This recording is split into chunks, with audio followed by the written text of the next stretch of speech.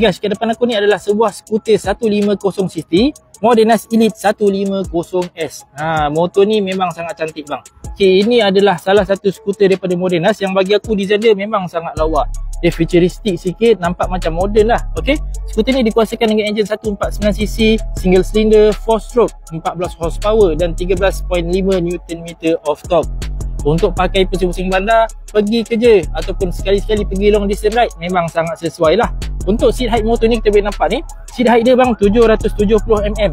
Macam aku tadi tinggi 1700, aku duduk, dia tak terlalu menjenjit sangat. Kaki boleh flat dekat bawah. Okey, sistem-sistem lain ada dekat motor ni macam biasalah. Depan dia datang dengan telescopic fork. Okey, ada ABS single disc. Belakang datang dengan twin absorber, single cylinder tapi tak ada ABS kat belakang. Untuk sistem lain dia gunakan sistem meter digital.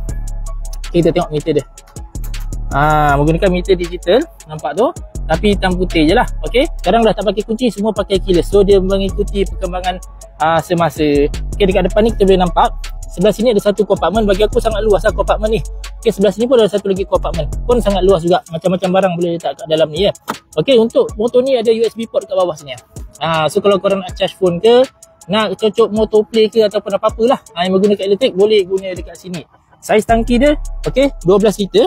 Anggaran boleh pergi dalam dalam 480 km. Ini menurut buku menurut website menyatakan 12 liter punya tangki ni boleh pergi sampai 480 km.